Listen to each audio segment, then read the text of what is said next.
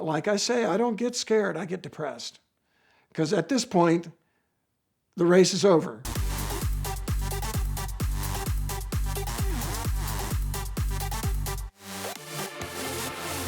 In 2015, I got a call out of the clear blue sky from a guy in Colorado, and they were inviting me to drive their car at Pikes Peak Hill Climb. And I said, sure, I will. It's a Nissan GTR, and it was in a class for pretty close to stock. One of them was pretty stock.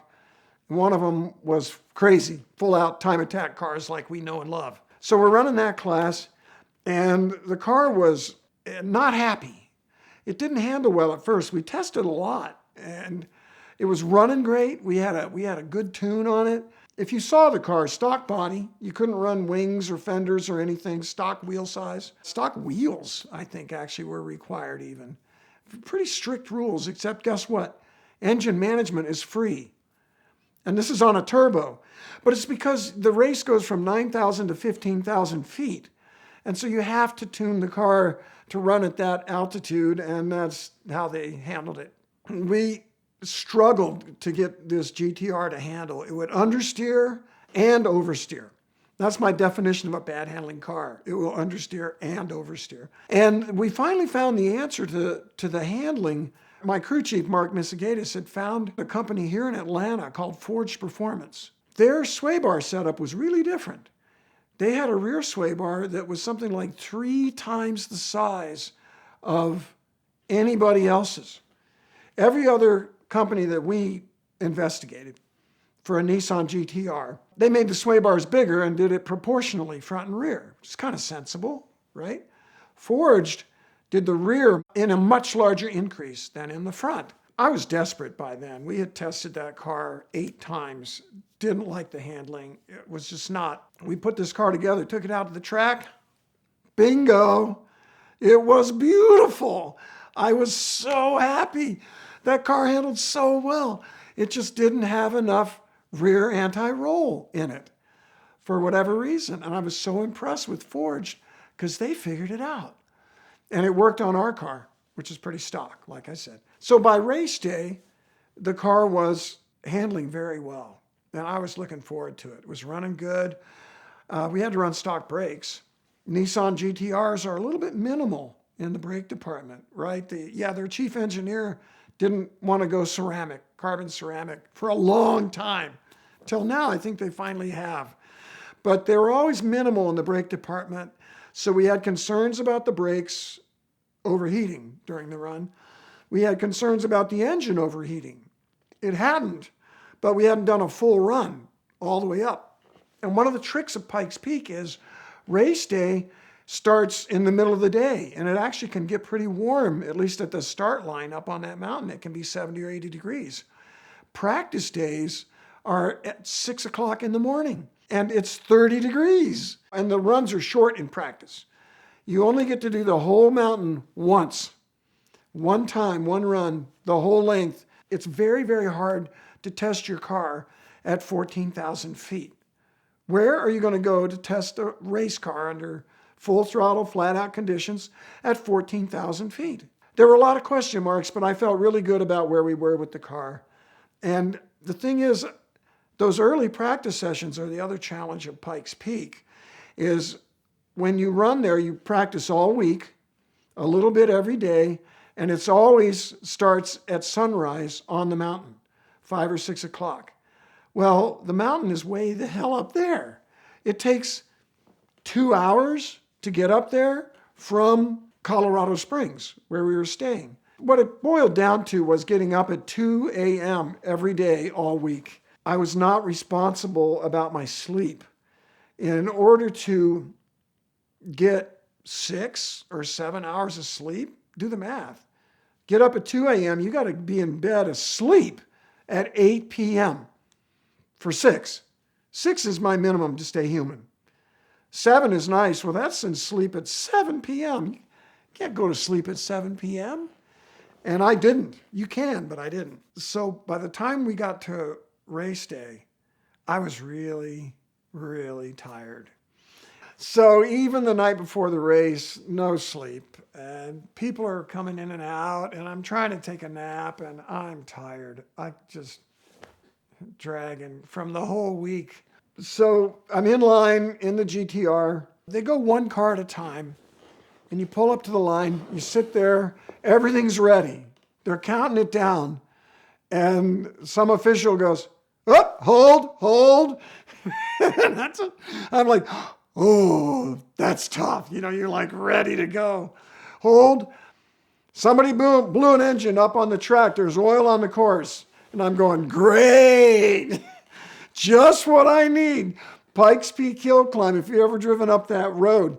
It's very similar in length and number of corners to the Nürburgring, but not much in the way of guardrails. Really, you just go off the side of the mountain. Down low, you hit trees. Up above, you hit rocks, or you hit nothing for a long, long time. They put down oil dry, they told me. And I said, where? And the guy goes, I don't know, up there somewhere. Ready? Go! And I'm like, okay. And so I take off, and the thing, a tuned GTR is probably 600 crank anyway, pretty easy, 550, 600. And it's a fast car. I'm running as fast, pretty fast, but I'm looking and feeling like, where is that oil? I come around not very far up. It was pretty soon. It really was. And there's the oil dry. So at least there's a clear white line of where the oil is. And fortunately, the GTR is all-wheel drive, and that helps. It helps me keep my foot down as I go into this oil dry. Didn't care. We go blasting through that. Come up through the picnic grounds. That's maybe a third or quarter of the way up. Cars flying. Handling's beautiful. We were running Hoosier A7s that year. We'd been pretty conservative on the tire pressure because we didn't want it to come up too much. And it was still kind of balloony, but not bad and getting better with every corner. And it was kind of a warm day. It was good temperature. So the tires were happy. Everything was happy. I was happy. I'm running and I'm committed. I got confidence in the car. It's feeling good. So in a lot of places, I was making that foot stay down.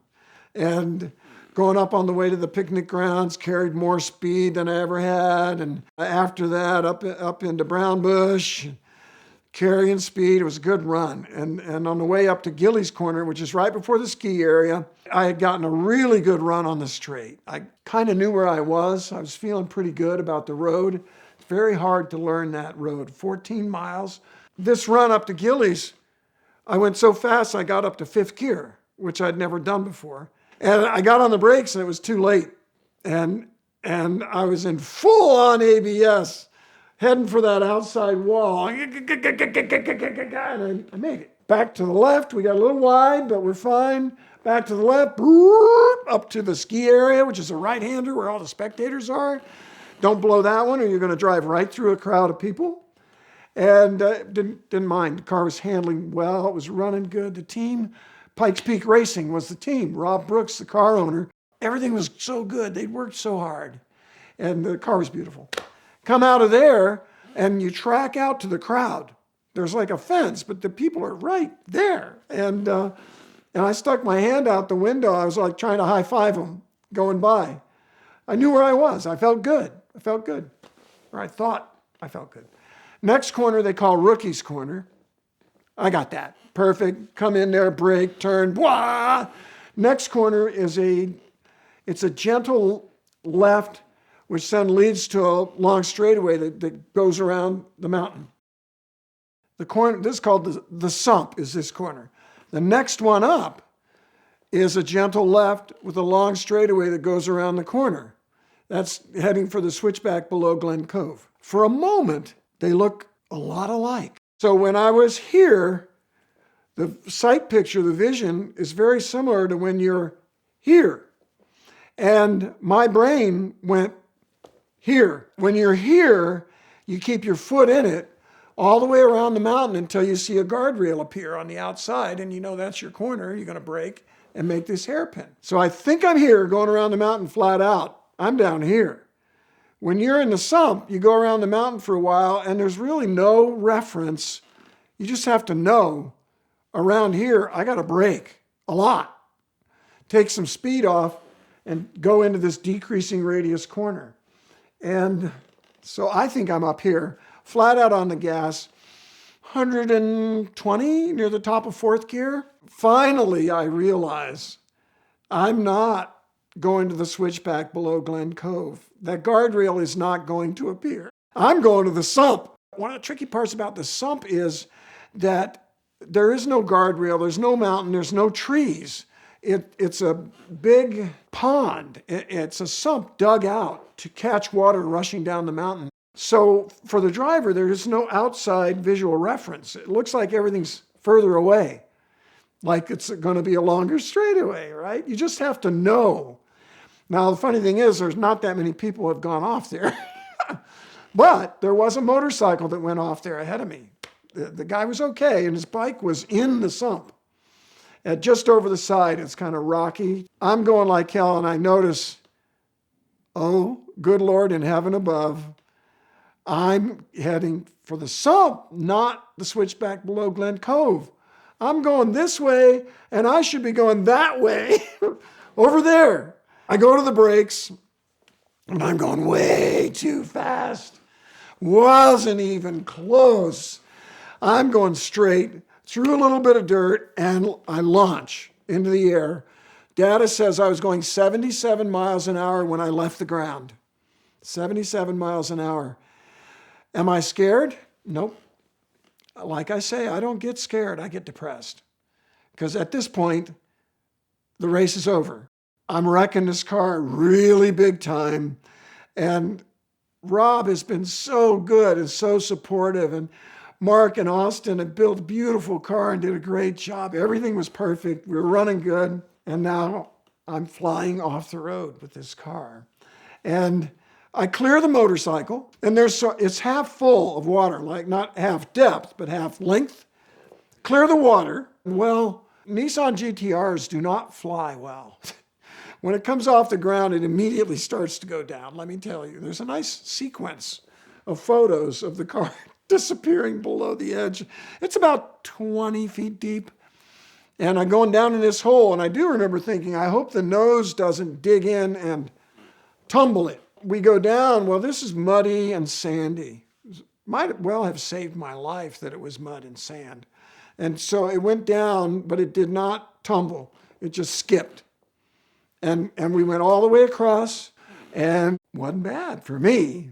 The car was a little bit bananaed, major deal, and I felt I've hardly ever felt any lower, including now, thinking about that moment where I just jumped to the next corner. We went so far, but you know what? There was no load any higher than 1G in that whole episode. So lucky. I wasn't hurt at all. The car was hurt, but it really wasn't as bad as you would think for that kind of an incident. So that was a racing tragedy, and it was all my fault. Nobody else to blame. We went to the awards ceremony that year out of politeness and to clap for the other guys and also to see what kind of connections we might make. And I met a guy whose name escapes me, who was there just to encourage people to use oxygen for the drivers. That was his mission. He said, I don't care how good you are. You need oxygen at this altitude to think clearly. And I thought, if I'd had oxygen, would I have remembered that corner? Maybe. And God bless him, Rob Brooks ran me in another car 2 years later or so in a Trans Am Mustang. And we had a great run. We ran oxygen, and it was beautiful. And then I ran last year in an SRT Dodge Charger Hellcat wide body, ran oxygen, great run, even though it was raining by the time I went. So that's my other thing. Run oxygen and get sleep and go race Pikes Peak, because you'll never have a bigger thrill in your entire life. You're here because you like a good car story. But let's be honest, we probably watched enough YouTube videos for a lifetime during the pandemic. It's time to get out of the house and make a story of your own. Extreme Experience puts you in the driver's seat of some of the world's most exciting cars, like this 2020 Corvette C8, at over 30 racetracks across the country. And right now, we're giving away $50,000 for the track experiences and 30% off everything on our website. Head to xxspeed.com to learn more today.